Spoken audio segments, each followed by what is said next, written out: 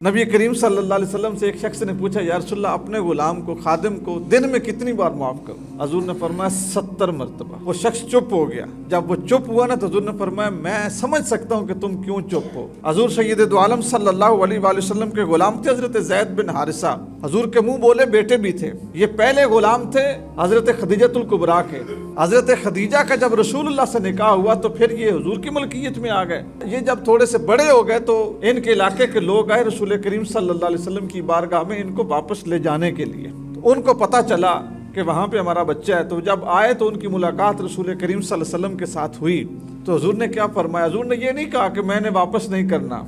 दोस्तों, बहुत ही बड़ी बात है। हजरत ज़ैद बिन हारिसा को हुजूर ने बुलाया, गुलाम को बुला के कहा, सामने रिश्तेदार बिठा के, उसके चाचू थे, वालिद थे, मामू थे, जो भी रिश्तेदार आए थे लेने, ढूंढते ढूंढते पहुंचे थे, उनको सामने बिठा के ज़ैद बिन हारिसा से कहा कि मैं ज़ैद को मजबूर नहीं करूंगा कि मेरे पास रहे या तुम्हारे पास जाए, इसकी मर्जी पे छोड़ता हूँ, जो मर्जी करता है इसकी मर्जी पे छोड़ता हूँ। ये उसने सलूक है, ये अखलाक है, ये किरदार है, ये इंसान को अपना बनाने का फन है। हजूर ने हजरत ज़ैद बिन हारिसा को बुला के कहा, ज़ैद ये कौन है? या रसूलल्लाह ये मेरे ख़ानदान के लोग हैं, चाचू, मामू, खाला, ये वो सारे रिश्तेदार हैं। फरमाया ये तुम्हें लेने आए हैं। या रसूलल्लाह मैं नहीं जाऊँगा। ये उस मौके की मुलाकात है जब हुजूर ने कहा था, ए अहले कुरैश गवाह हो जाओ, आज के बाद ज़ैद मेरा बेटा है, मेरा पुत्र है। तो फिर वो ज़ैद बिन मोहम्मद मशहूर हो गए। जब लोग उनको ज़ैद बिन मोहम्मद बुलाना शुरू हो गए तो फिर कुरान की आयत नाजिल हुई कि ऐ मेरे महबूब सल्लल्लाहु अलैहि वसल्लम, जो बच्चा जिसका है उसी के नाम से बुलाया जाए। फिर ज़ैद बिन हारिसा बुलाए गए। ये वाहिद इंसान है जिनको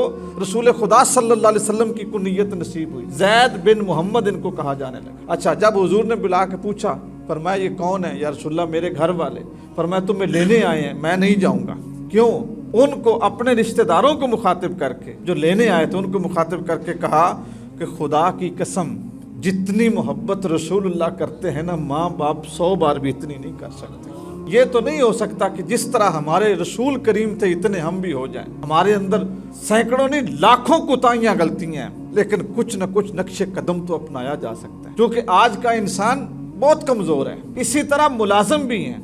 ये कोई इसमें शक नहीं है कि आप मुलाजम की गलती माफ करेंगे, नरमी करते जाएंगे, बड़ी सीधी सी बात है, वो सर पे सवार हो जाएगा, कोई बात ही नहीं मानेगा। इस मामले में भी एक हदीस रसूल सुनाता हूँ। नबी करीम सल्लल्लाहु अलैहि वसल्लम से एक शख्स ने पूछा, या रसूलल्लाह अपने गुलाम को, खादिम को दिन में कितनी बार माफ करूं? पूछा कितनी बार माफ करूं? काम ही ना करे सीधा, कितनी बार? हजूर ने फरमाया 70 मरतबा। 70 मरतबा माफ करो, दरगुजर कर, छोड़ दो, माफी दे दो। वो शख्स चुप हो गया। जब वो चुप हुआ ना तो हजूर ने फरमाया, मैं समझ सकता हूँ कि तुम क्यों चुप हो। फरमाया इसकी गलती को बर्दाश्त कर लोगे ना, माफ कर लोगे, दरगुजर कर दोगे, अगर दिन में 70 मरतबा इसको माफ करोगे ना तो परवरदिगार क़यामत के दिन ऐन मुमकिन है तुम्हारी 70,000 खताओं को माफ कर दे।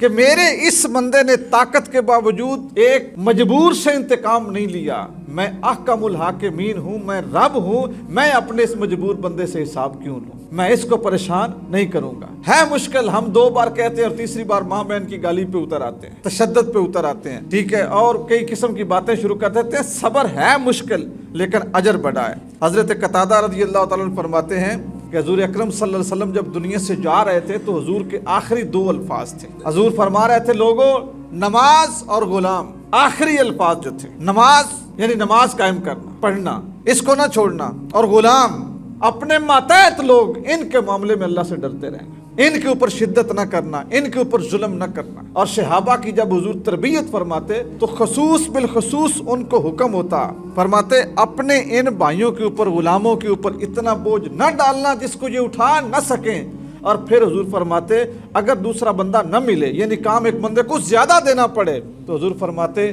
फिर इनके साथ काम करने में मदद करना। फिर क्या करना? फिर मदद करना।